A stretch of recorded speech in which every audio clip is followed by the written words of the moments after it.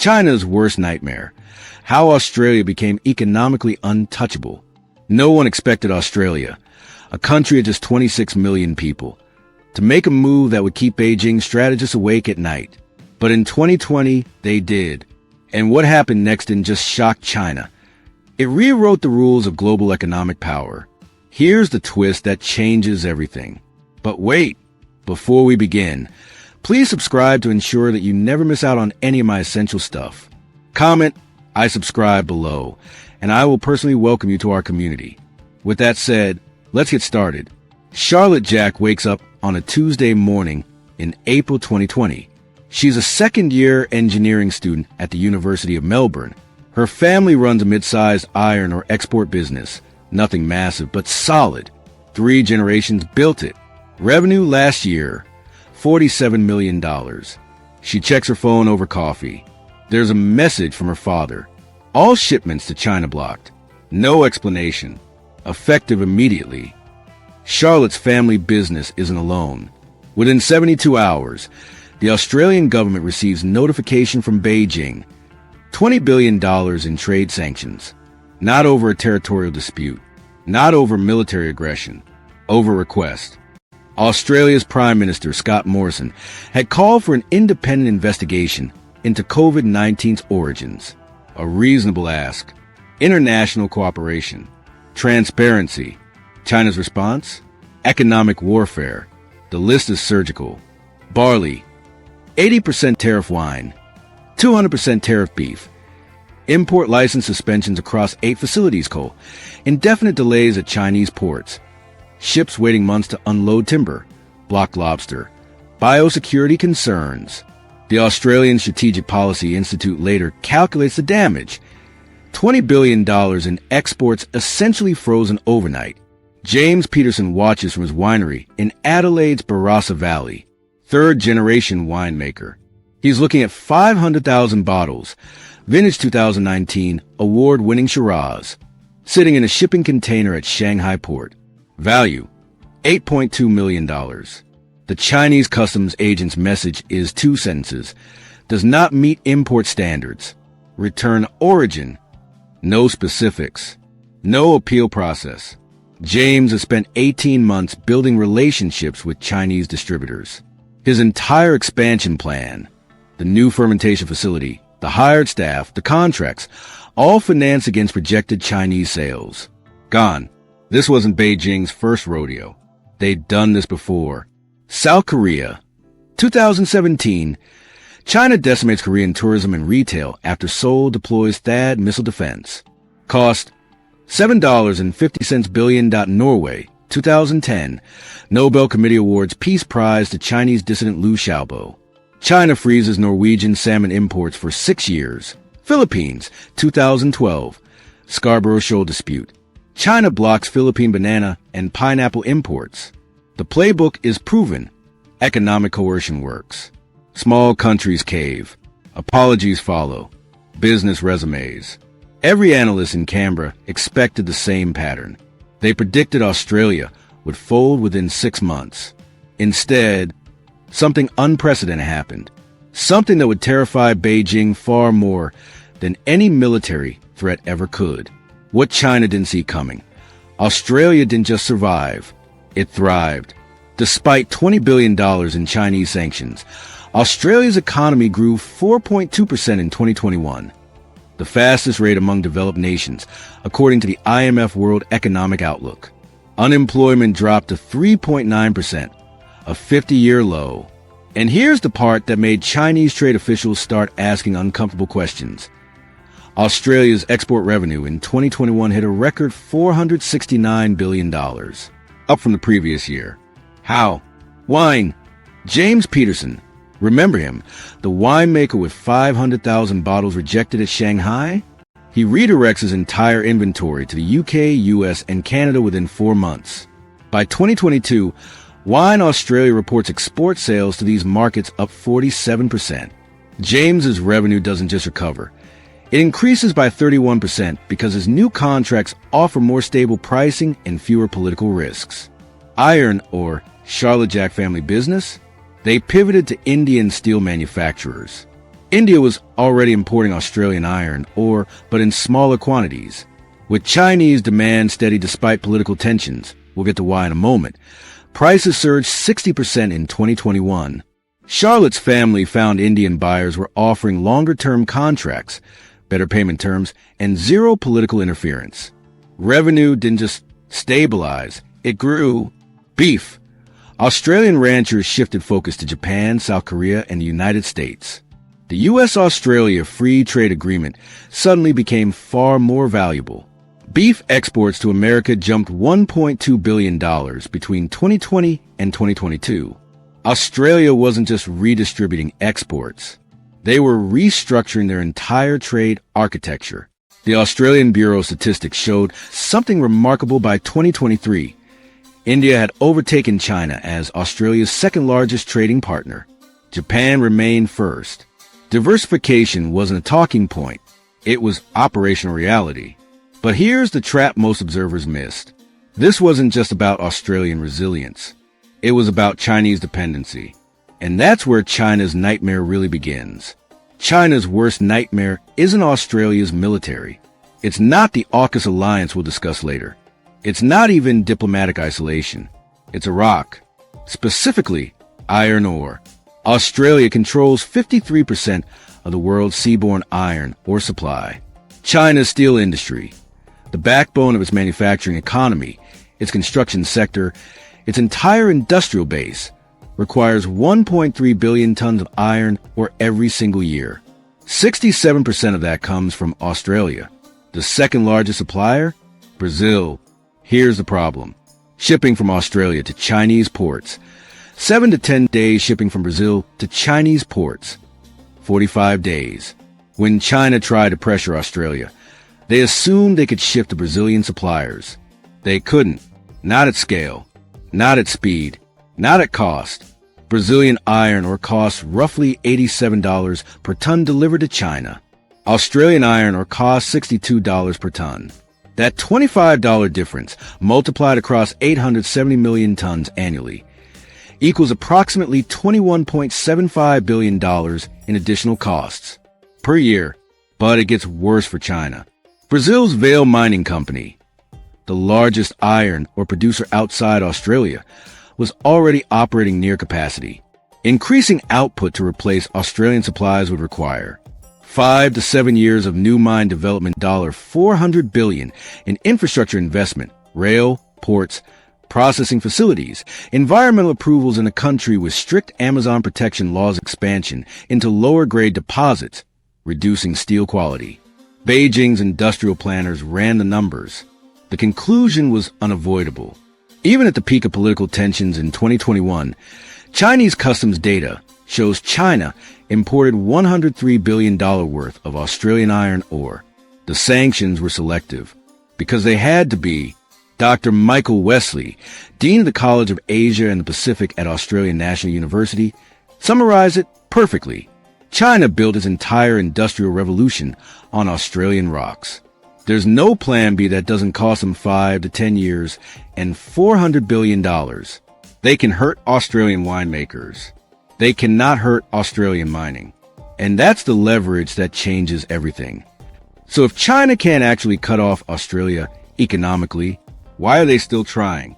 When primary economic coercion failed, China deployed a weapon most countries underestimate: tourism. June 2020. China's Ministry of Culture and Tourism issues a formal travel warning. Do not travel to Australia. Chinese nationals face discrimination and violence due to COVID-19 tensions.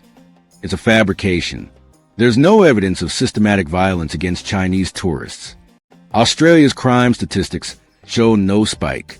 International student surveys report satisfaction rates unchanged. But evidence doesn't matter. The message is political. The numbers are devastating. Chinese tourist arrivals dropped 99.8% from 2019 levels, Tourism Australia data, 2020-2021. $12.4 billion in annual tourism revenue vanishes 45,000 tourism-related jobs at risk. Chinese international students at Australian universities declined 22% over 2 years. Wei Lin runs a small travel agency in Shanghai. She built her business over 8 years specializing in Australian group tours, Sydney, Melbourne, Great Barrier Reef packages, premium clients, high margins. In 2019, she booked 340 tour groups to Australia. In 2020, after the government directive, zero, not because demand disappeared, because group tour licenses for Australia simply weren't approved. Individual travelers faced visa delays stretching from 2 weeks to 4 months. Administrative processing, indefinite. Wei Lin's revenue collapsed 78% overnight. She laid off 6 of her 8 employees. She's one of thousands of Chinese small business owners caught in the crossfire of geopolitical strategy. Chinese international students at Australian universities reported a different kind of pressure. Phone calls from family. Are you safe? We saw news about violence. Maybe consider transferring to Canada or the UK. University of Sydney researchers documented the phenomenon. Chinese state media amplified every isolated incident involving Chinese nationals in Australia, creating a manufactured perception of systemic danger. The goal wasn't accurate reporting. It was psychological pressure. This should have crippled Australia's service economy. Tourism accounts for 3.1% of Australian GDP. Education exports, $37.6 billion annually, fourth largest export sector. Beijing expected the combination of trade sanctions and tourism collapse to create internal political pressure. Business groups demanding the government apologize. Students protesting job losses. A population choosing economic security over geopolitical principles. Instead, Australia did something Beijing never anticipated. They've been studying China's playbook for years, and they'd built a contingency plan. While China expected panic, Tourism Australia was already executing a $1.2 billion marketing pivot. The targets: India, Japan, Singapore, United States, United Kingdom, South Korea, Germany. The strategy wasn't just replace Chinese tourists. It was more sophisticated. Chinese tourists typically traveled in large groups, stayed 7 to 10 days, spent an average of $8,100 per trip, and concentrated in Sydney and Melbourne. The new target markets offered different profiles. India, younger demographic, longer stays, average 14 days. Higher spending on experiences over luxury goods, $9,200 per trip. Interest in regional Australia, not just cities. Japan, premium segment, cultural tourism focus. Off-peak season travel, extremely high repeat visitor rates. United States, working holiday visa holders staying 6 to 12 months, distributed across regional areas, spending integrated into local economies. By 2023, Tourism Research Australia reported Indian tourist arrivals up 214% compared to 2019, Japanese visitors up 156%, U.S. working holiday visa holders up 89%, UK visitors up 102%. Total international visitor spending reached $43.8 billion in 2023, approaching pre-pandemic levels despite Chinese visitors remaining 67% below 2019. But here's what made it sustainable. Australian tourism operators discovered the new mix of visitors had benefits Chinese group tourism didn't. Geographic distribution. Indian and American visitors explored regional Australia, Tasmania, Northern Territory, Western Australia, rather than concentrating in Sydney/Melbourne. This relieved urban tourism infrastructure strain and injected revenue into regional economies that had seen little Chinese tourist money. Seasonal smoothing. Japanese visitors preferred Australia's winter, their summer vacation, creating counter-cyclical demand that kept hotels and attractions staffed year-round. Length of stay.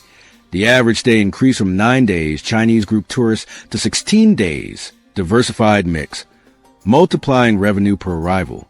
Maya Sharma, 24, is a software engineer in Bangalore. She sees an Instagram ad. Australia, work with a world plays. It's targeted. It's in Hindi. It features Indian influencers documenting working holiday experiences. Maya applies for a working holiday visa in February 2023.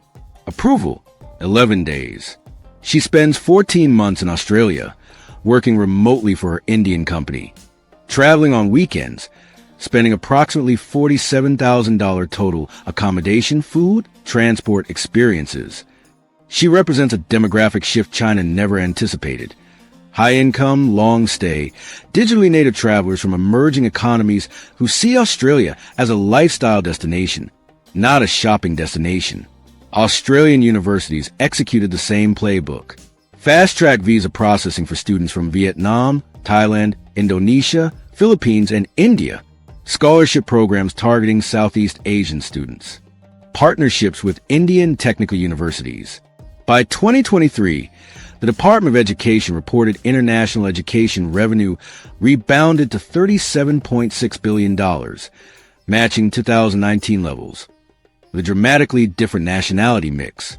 India, 22% of international students, up from 14% in 2019. China, 27%, down from 38%. Nepal, 8%, up from 4%. Vietnam, 7%, up from 4%. Australia hadn't just survived Chinese economic pressure. They'd use it as an excuse to do what economists had recommended for a decade: reduce single-country dependency. The politically difficult decision, diversify away from the Chinese market, became politically easy when China forced the issue. But here's where the geopolitical picture gets truly fascinating, because Australia wasn't fighting alone. China's strategists realized too late, Australia isn't isolated. It's one node in a network they can't break. Australia, United Kingdom, United States signed a trilateral security partnership. The headline, nuclear-powered submarine technology sharing. Australia to acquire at least 8 nuclear-powered submarines, making it only the 7th nation with that capability. The price tag, $368 billion over 30 years. But the submarines aren't the real story. The real story is what AUKUS signals. The Anglosphere has formally committed to Australia's defense and economic security. An attack on Australia, economic or military, is now a direct challenge to London and Washington. The Quadrilateral Security Dialogue, Australia, India, Japan, United States, formed in 2007, dormant for years, suddenly revitalized in 2020 to 2021. The purpose, coordinated Indo-Pacific strategy. But here's what makes it powerful for economic resilience. When China blocks Australian coal, Japan and South Korea increase purchases by $8.7 billion within 6 months. International Energy Agency data, 2022. When China restricts rare earth exports, the Quad nations commit to joint supply chain development. $2 billion initial investment. When Chinese state media attacks Australia, Quad partners amplify Australian diplomatic messaging through their own channels. It's not just a military alliance. It's an economic mutual defense pact. 11 nations, Australia, Brunei, Canada, Chile, Japan, Malaysia, Mexico, New Zealand, Peru, Singapore, Vietnam. Combined, 13% of global GDP for 195 million people. Here's what it means practically. If China blocks Australian beef, Japan reduces tariffs to zero under CPTPP, absorbing the supply. If China targets Australian education exports, Canadian and Singaporean universities coordinate student visa processing, creating alternative paths. The agreement isn't just about trade volumes. It's about rapid rerouting when political disruptions occur. January 2022, Japan and Australia sign the Reciprocal Access Agreement. This is the first military pact Japan has signed with any country other than the United States since World War II. Think about that. Japan, a nation with constitutional restrictions on military action, a nation that has avoided formal military alliances for 76 years, signs a mutual defense agreement with Australia. It includes joint military exercises on each other's territory, streamlined deployment, procedures, intelligence, sharing protocols, coordinated response to regional threats. The message to Beijing is unmistakable. Australia is no longer a middle power acting alone. It's the anchor point for a coalition that collectively represents more economic and military power than China can match. December 2020, China's indefinite delays at ports leave 70-plus Australian coal ships waiting offshore, some for over 200 days. Value of stranded cargo, $1.4 billion. China's assumption, Australian coal exporters will pressure Canberra to capitulate. What actually happened? Within 90 days, Japan increases Australian coal imports by $2.1 billion. South Korea adds $1.8 billion. India, watching carefully, adds another $900 million. Taiwan, reading the geopolitical map, diversifies from Indonesian coal to Australian suppliers, adding $1.3 billion. The Australian coal that China refused, it didn't sit idle. It found new buyers at higher prices because global thermal coal prices spiked when Chinese power plants faced shortages. Rory Medcalf, head of the National Security College at Australian National University, wrote in a 2022 analysis, China's economic coercion accidentally created the exact alliance structure Beijing feared most. By forcing Australia to activate every partnership simultaneously, Beijing demonstrated to Japan, India, and the U.S. that their own vulnerability required coordinated response. Australia became the test case for collective resilience. Here's what this means if you're an Australian traveler. Your passport is now backed by formal military alliances with 3 nuclear powers, the US, UK, and France, through AUKUS and other arrangements. When Australian citizens were trapped in Afghanistan during the 2021 evacuation, US military flights included Australians in their manifests, not out of charity, but out of treaty obligation. When natural disasters strike in the region, Australian citizens can access Japanese, Indian, or U.S. military evacuation resources. Your passport isn't just a document. It's proof of membership in the most powerful security network on Earth. And this is where China's strategy completely backfires. Because what happened in Australia didn't stay in Australia. Australia's resistance gave other nations something they desperately needed. A playbook, proof that standing up to Chinese economic coercion is survivable. November 2021. Lithuania. Population 2.8 million. GDP $68 billion.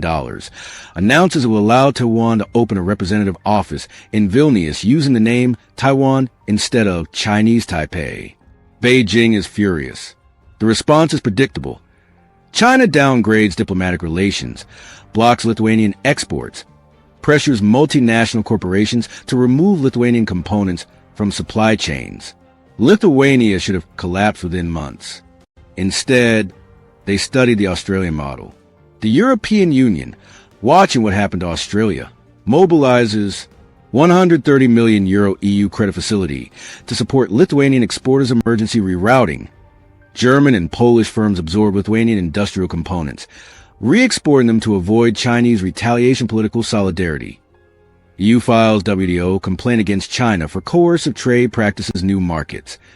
Lithuanian dairy and furniture exports redirected to US, UK, and emerging markets.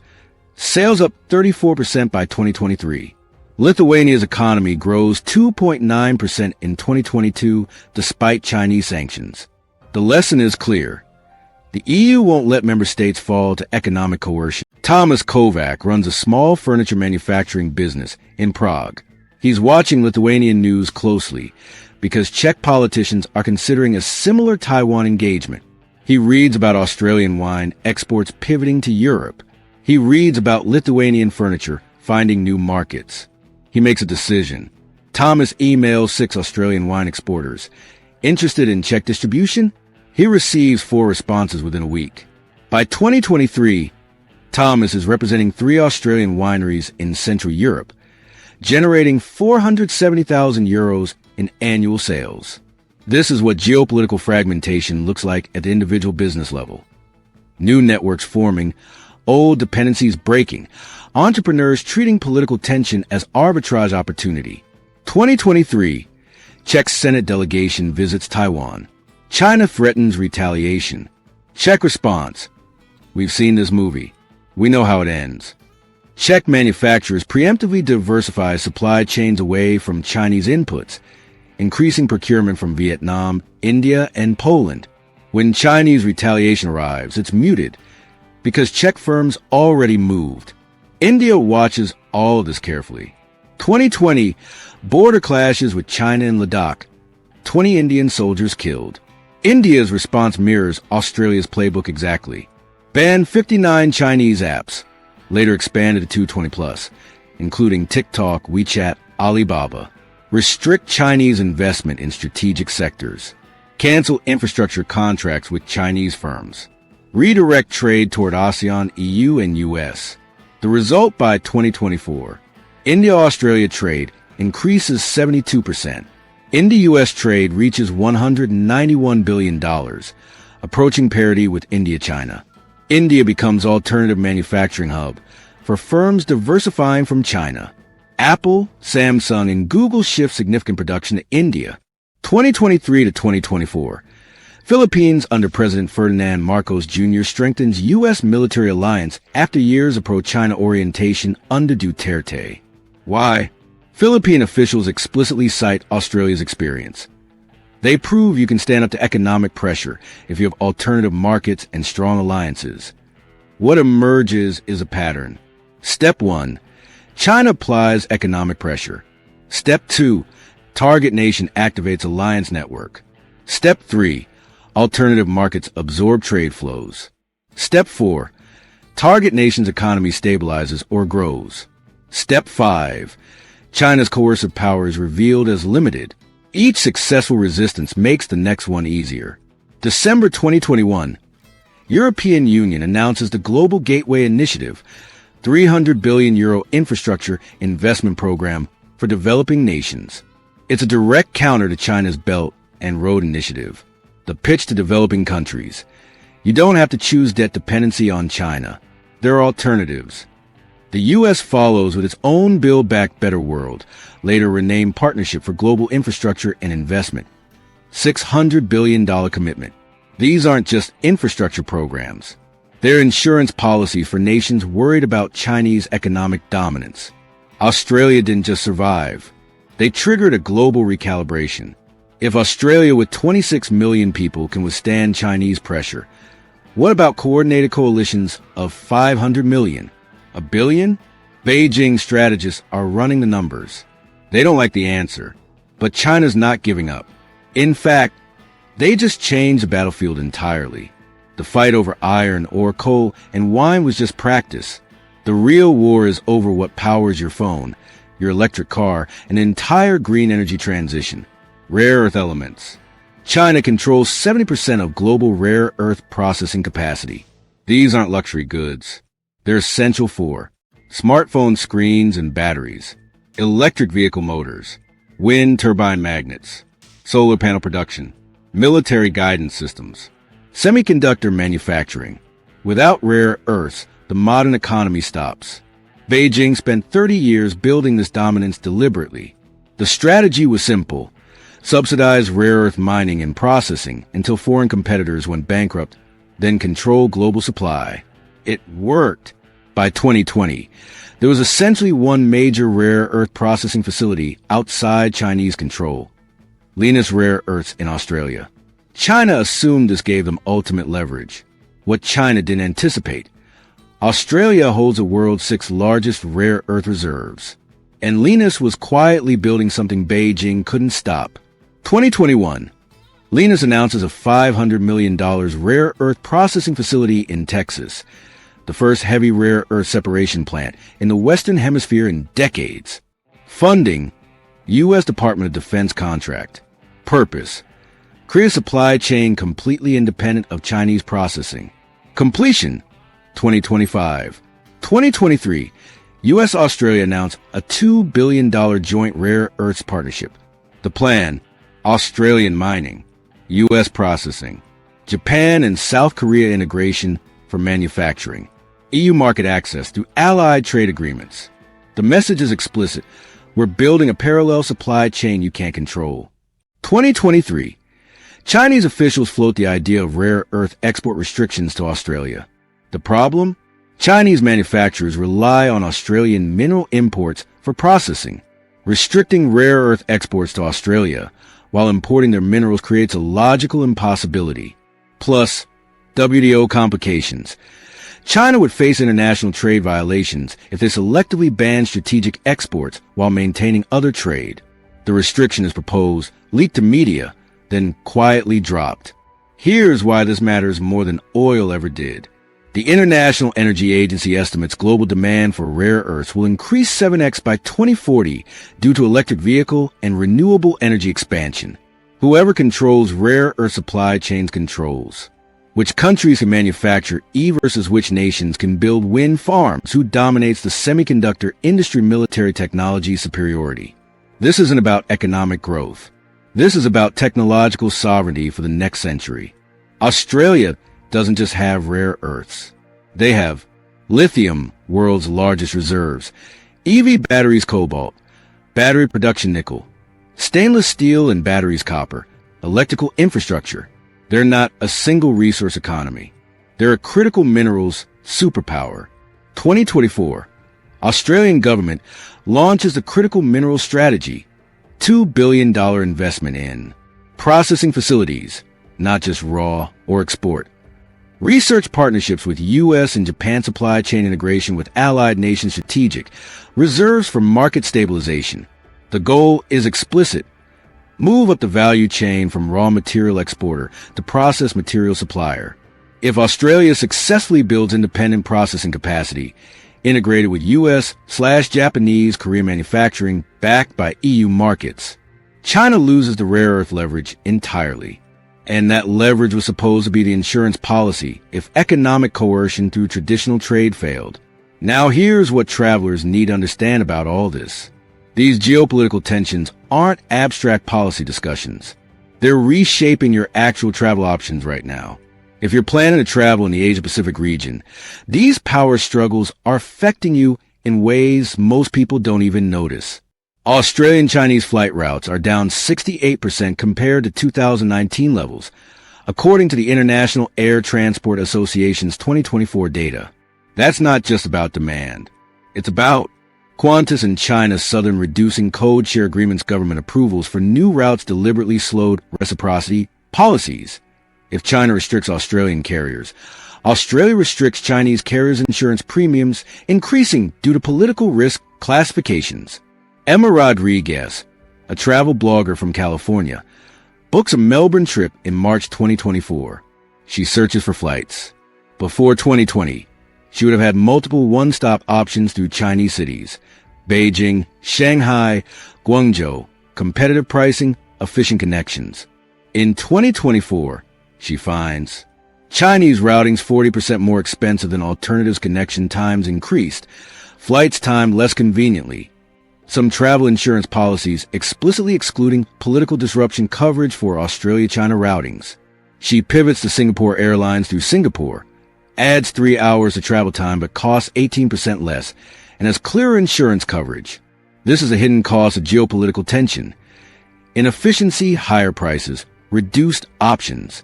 Chinese students applying for Australian visas in 2023 reported average processing times of 45 days, up from 7 to 10 days in 2019. Australian business travelers to China face similar delays. Visa applications requiring additional administrative processing that extends indefinitely. It's reciprocal inconvenience warfare. Nobody officially announces these policies. They just happen. Processing times mysteriously increase. Documentation requirements expand. Security checks take longer. In certain Australian tourist regions, Cairns, Gold Coast, parts of Sydney, infrastructure was built anticipating massive Chinese group tour volumes. Luxury hotels designed for tour groups. Shopping districts with Mandarin signage. Restaurants with Chinese-specific menus. When Chinese tourism dropped 99%, these facilities face a choice: adapt or close. Many adapted successfully, retargeting to Indian, Japanese, and American markets. But some didn't. Emma, the travel blogger, notices in her Cairns visit, several high-end hotels are operating at 60% capacity despite peak season. The architecture and marketing still reflect the Chinese market they lost. It's economic scar tissue from geopolitical conflict. 2024, travel insurance premiums for Australia-Asia routes are up 23% compared to 2019. Why? Insurance companies classify political risk separately from typical travel risks. The fine print now matters. Does your policy cover border closures due to political tension? Are you protected if diplomatic incidents trigger sudden visa cancellations? If a geopolitical conflict escalates, will your evacuation be cut? Most travelers don't read these clauses until they need them. But here's the part the media rarely covers. These disruptions create opportunities. India-Australia flight routes have increased 340% since 2019. What this means: competition drives prices down. More direct flight options. Delhi-Sydney, Mumbai-Melbourne now have multiple daily flights. New stopover opportunities. Airlines incentivizing Bangkok, Singapore, Kuala Lumpur connections. If you're traveling between South Asia and Australia, you've never had better options or prices. Japanese tourism to Australia is at record highs, but it's different from Chinese tourism patterns. Longer stays, average 18 days versus 9 days. Broader geographic distribution. Japanese tourists exploring Tasmania, Northern Territory, Western Australia. Higher repeat visitor rates. 64% of Japanese visitors have been to Australia before. Off-peak season travel. Japanese summer vacation equals Australian winter, smoothing demand. For travelers, this means less crowding at major tourist sites during traditional peak seasons, better availability for accommodations, and experiences regional Australia becoming more accessible with improved infrastructure. Singapore, Bangkok, and Kuala Lumpur are the unintended winners. As direct Australia-China flights decrease, connecting flights through Southeast Asian hubs increase. These airports are expanding Australian flight connections, offering competitive stopover packages, free city tours for long layovers, building Australia-specific terminal facilities. If you're strategic about routings, you can turn a geopolitical constraint into a travel opportunity. Explore an extra city for the same price. Marcus Johnson, a 29-year-old teacher from Toronto, applies for an Australian working holiday visa in January 2024. Approval, 14 days. He's shocked. His friend, who applied in 2019 during peak Chinese competition for working holiday visas, waited 3 months. Why the difference? Reduced Chinese application volume plus increased Australian government quotas for alternative nationalities equals faster processing for everyone else. Marcus spent 11 months in Australia, working remotely for a Canadian company while traveling on weekends. He's part of a new demographic. Digital nomads taking advantage of geopolitical shifts to access destinations that were previously more competitive to enter. This isn't about taking sides in geopolitical conflicts. It's about understanding that your travel plans now exist inside global power struggles. The informed traveler asks, are visa processing times stable from my nationality to my destination? Do current flight routings avoid geopolitical flashpoints? Does my travel insurance specifically cover political risks? Are there alternative routes that benefit from reduced competition? These tensions aren't going away. They're the new normal. The question is whether you travel informed or get surprised by disruptions you never saw coming. But let's get to the core question everyone's avoiding. Why is Australia actually untouchable? Because it's not just about iron ore alliances. It's about something more fundamental. China's worst nightmare isn't that they failed to economically crush Australia. It's that the attempt itself revealed the limits of their power.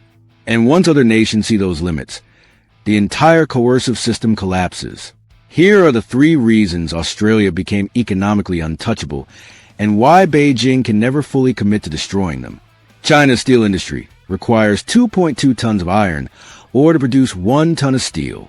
Annual Chinese steel production, 1.01 billion tons. Therefore, 2.22 billion tons of iron ore needed annually.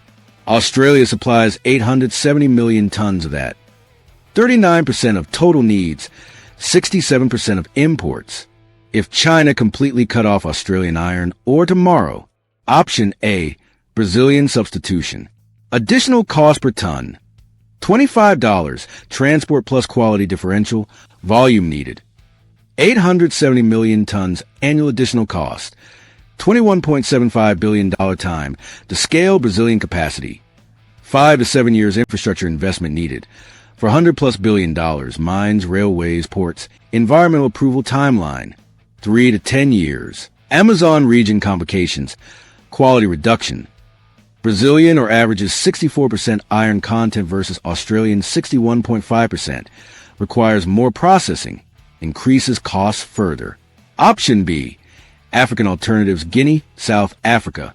Current capacity, insufficient for Chinese needs. Guinea produces 82 million tons/year total. Infrastructure, requires complete port and rail development. Political instability, high risk. Guinea had 2021 coup, ongoing governance issues. Timeline, 8 to 12 years to reach Australian supply levels. Cost, even higher than Brazilian alternative.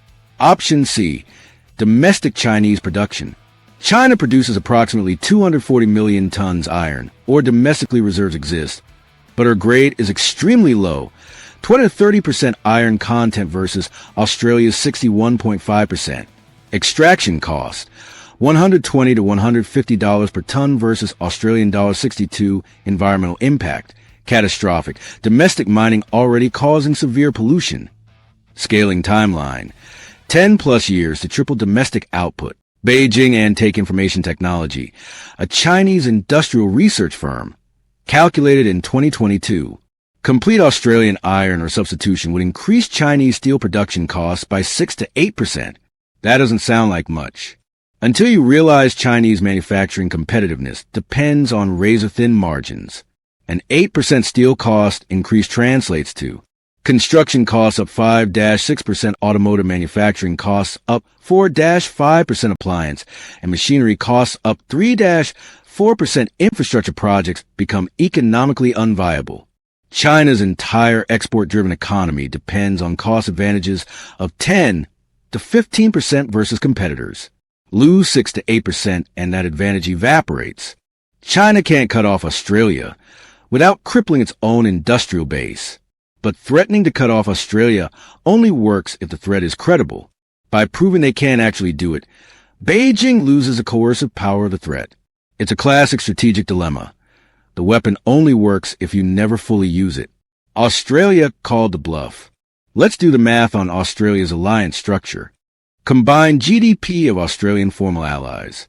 United States, $26.9 trillion. European Union, via individual member treaties, and AUKUS with UK's $17.2 trillion.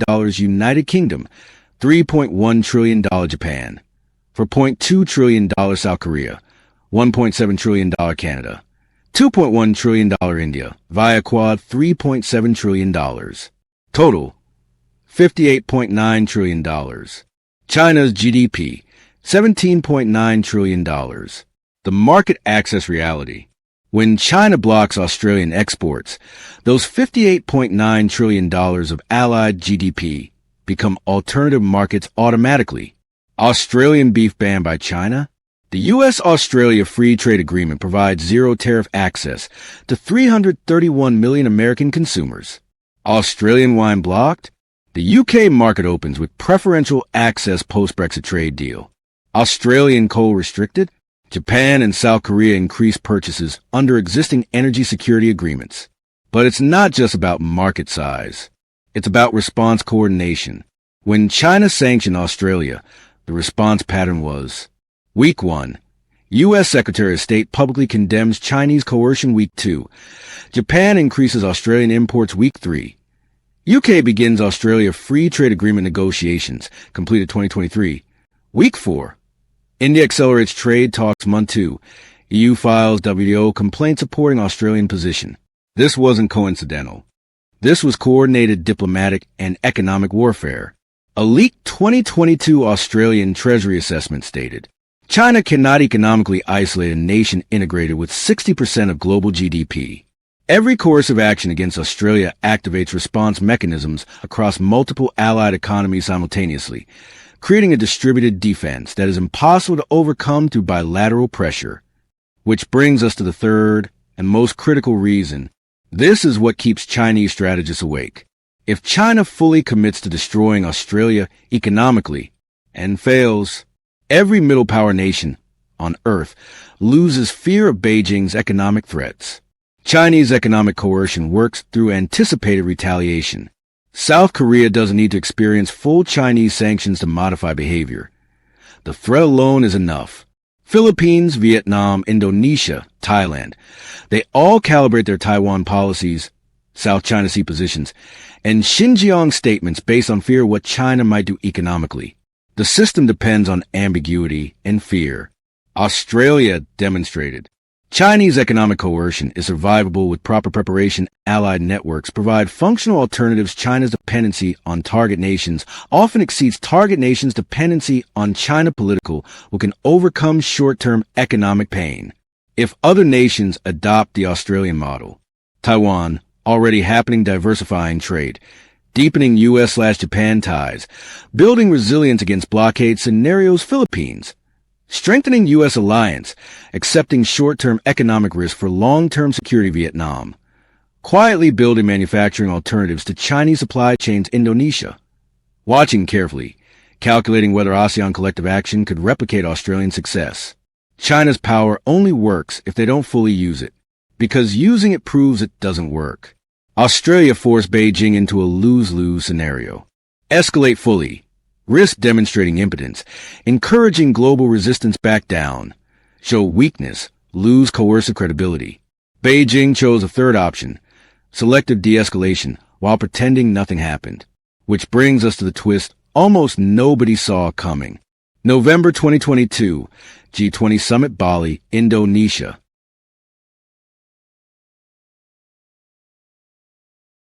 Xi Jinping and Anthony Albanese meet for 32 minutes. It's the first face-to-face meeting between Australian and Chinese leaders in 3 years. The official readout is diplomatic boilerplate, productive discussion on bilateral relationship. But something shifts. December 2022, China removes 80% tariff on Australian barley.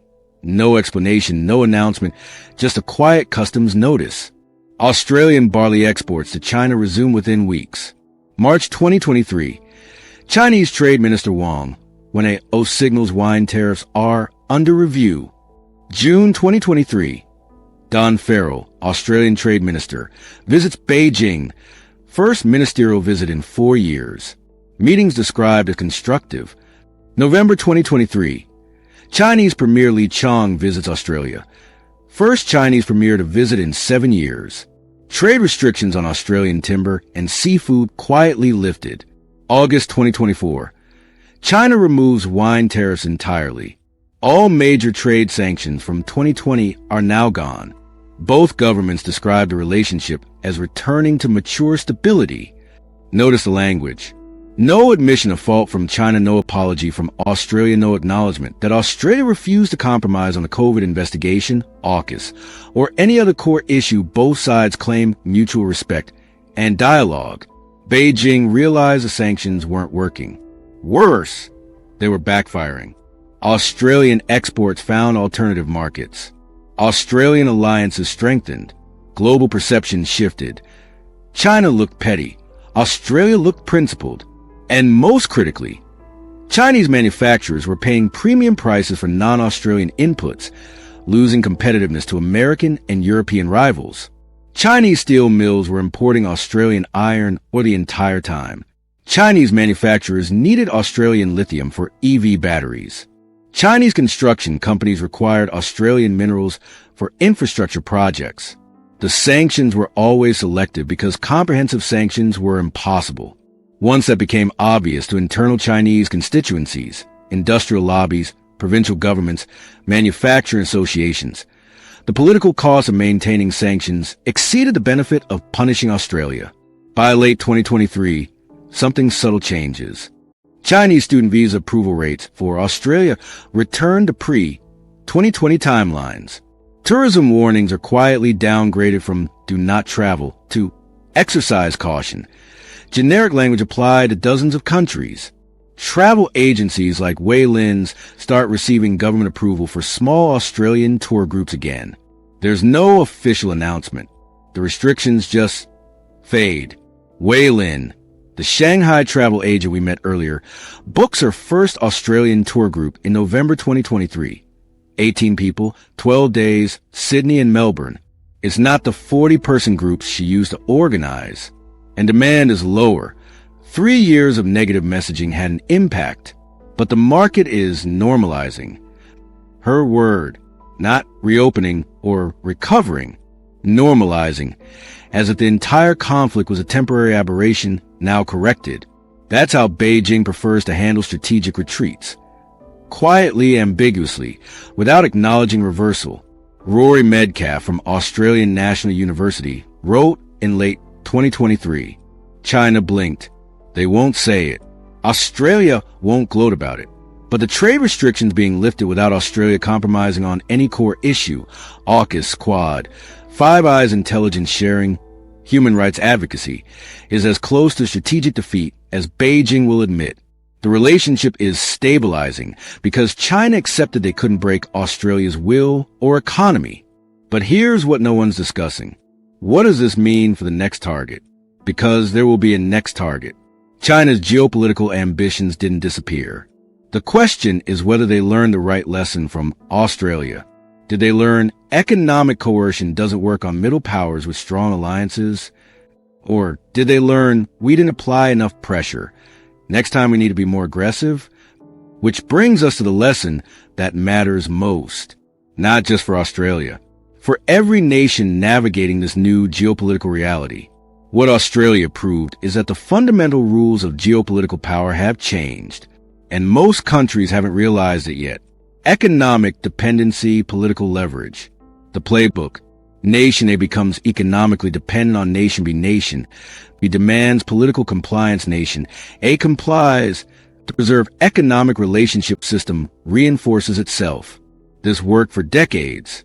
U.S. economic leverage over Latin America during Cold War, Soviet control over Eastern Europe through energy dependence, Western sanctions, forcing policy changes in smaller nations. Mutual dependency plus allied diversification equals untouchability. The formula Australia demonstrated. Step 1.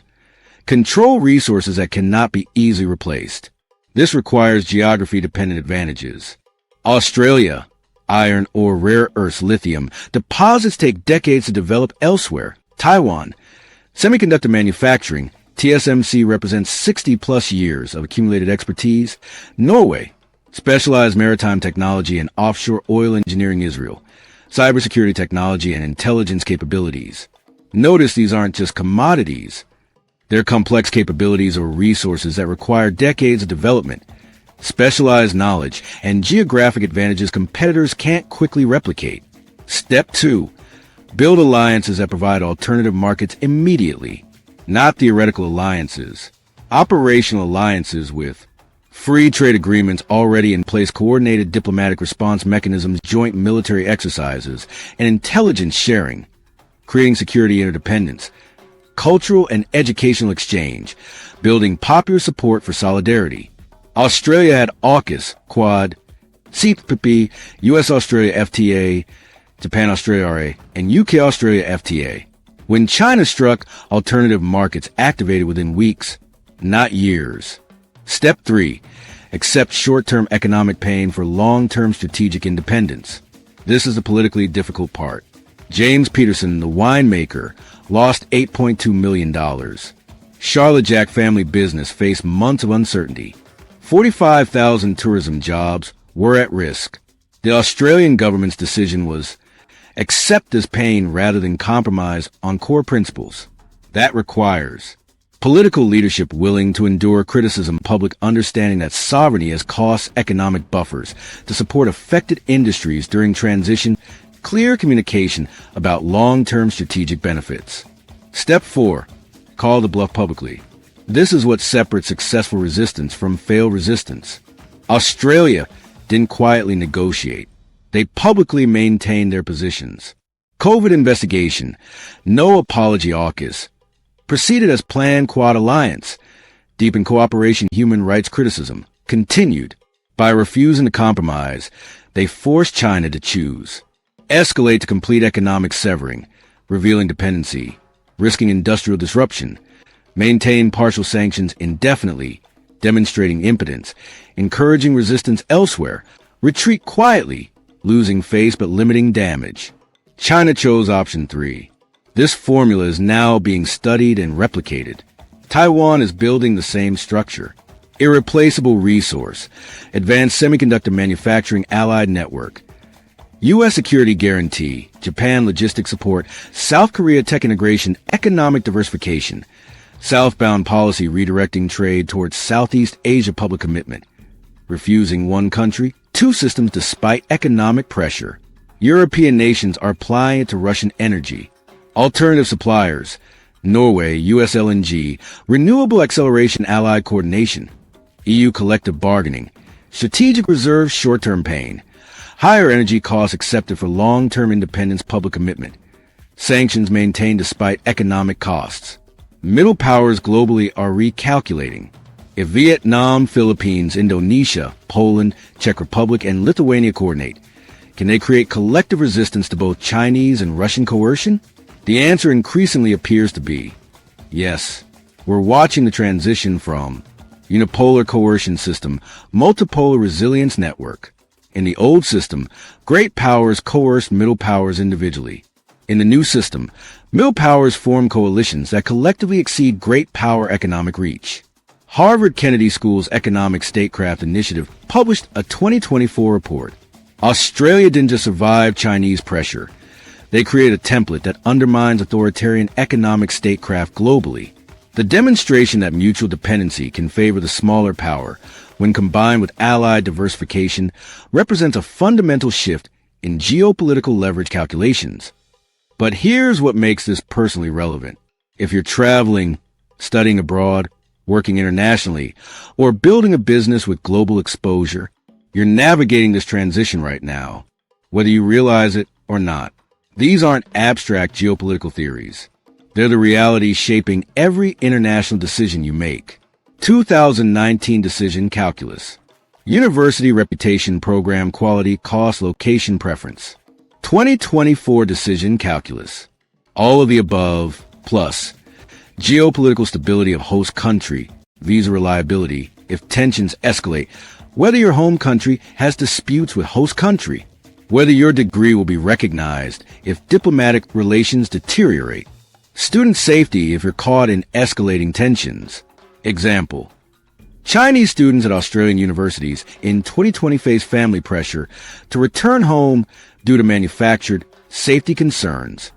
Some transferred, losing credits, delaying graduation, paying duplicate fees. Indian students choosing between Chinese and Australian universities in 2024 overwhelmingly choose Australia.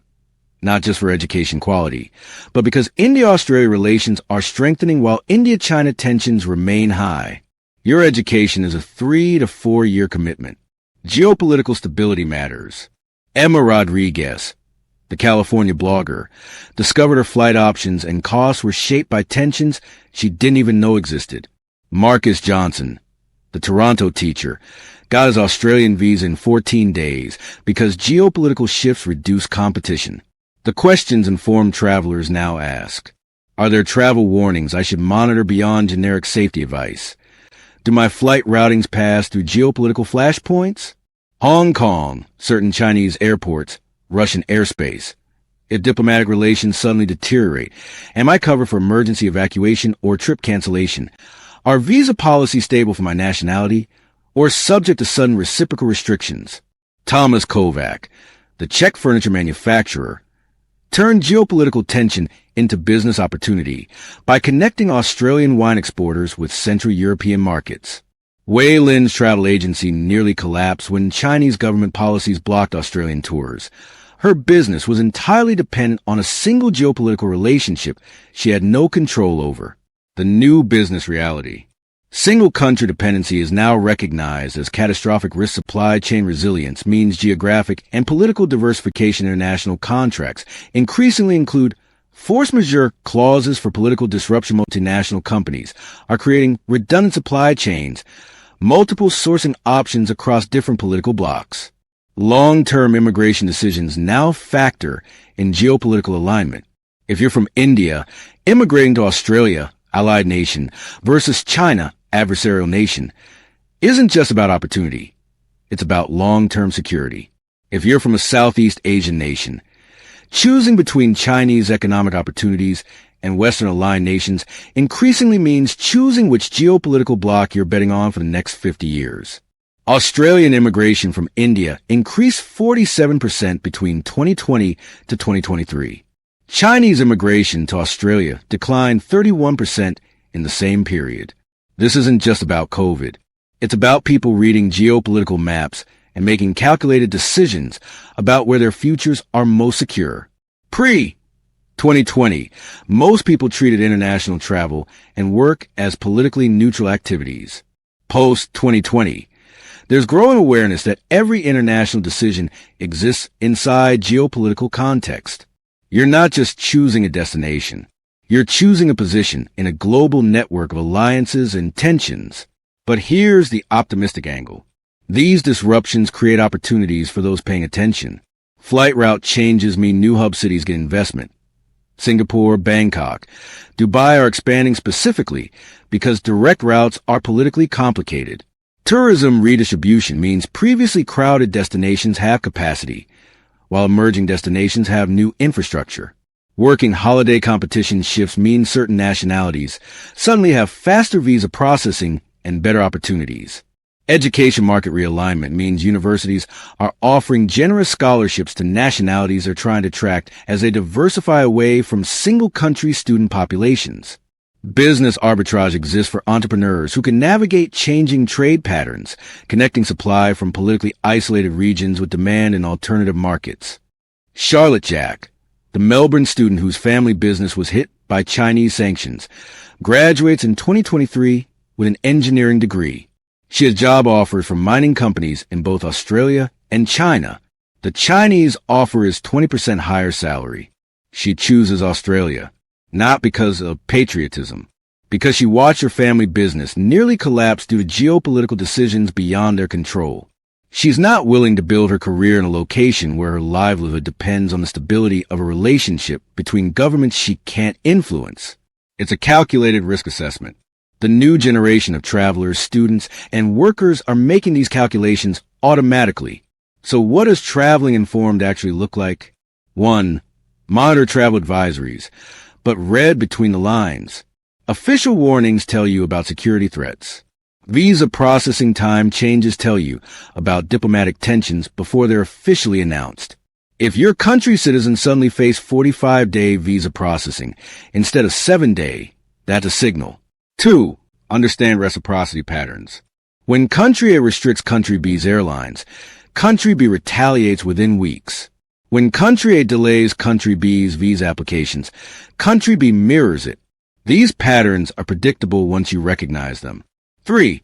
Build optionality into your travel plans. Book flights with flexible change policies. Choose travel insurance that explicitly covers political disruption, not just natural disasters. Have backup destination options if your first choice becomes geopolitically complicated. 4. Recognize when you're traveling through strategic flashpoints. Taiwan straight flights, geopolitically sensitive. South China Sea routes, disputed territory overhead. Russian airspace, European-Asian flight sanctions and restrictions change rapidly. Hong Kong connections, subject to Chinese political control. These aren't just geographic locations. They're potential points of disruption. Marcus Johnson, who got lucky with timing and geography, landing his working holiday because Chinese competition dropped. Emma Rodriguez, paying 18% more and traveling 3 hours longer because direct routes are politically complicated. These are real people making real decisions in a world being reshaped by forces beyond their control.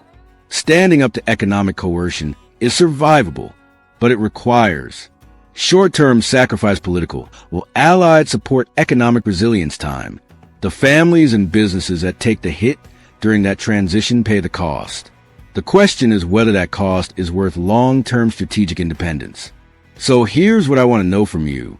And I want you to think about this seriously, not just as abstract policy, but as a decision that affects real people. If you were leading a country facing Chinese economic pressure right now, Philippines, Vietnam, Indonesia, take your pick. Would you follow Australia's playbook? Would you accept the pain, the job losses, the business bankruptcies, the political criticism, knowing it takes years to rebuild trade relationships, knowing some businesses will never recover, knowing families will blame you for their economic suffering? Or would you accommodate? Make the compromises Beijing demands. Keep the trade flowing. Maintain economic stability. Tell yourself you're protecting your citizens from unnecessary hardship. And accept that your country's foreign policy is now constrained by economic dependency. And here's the harder question. If you were James Peterson, the winemaker who lost $8.2 million, or Wei Lin, whose travel agency collapsed, what would you tell your government? Fight for our independence. I'll accept the sacrifice. Or make the deal. I can't afford this fight. Because both answers are valid. Both represent real human responses to impossible situations. Drop your answer in the comments. Tell me, would you fight or accommodate? What would you tell the families who lose everything during that fight? Which country do you think is next to face this exact choice? And be specific, because this isn't theoretical anymore. Someone, somewhere, is making this decision right now. And the world you travel in, work in, and build your life in is being shaped by how they answer. I'm reading every response. Because understanding how people think about these trade-offs, between principle and prosperity, between sovereignty and stability, that tells us where the world is heading. And whether you realize it or not, you're already part of that story.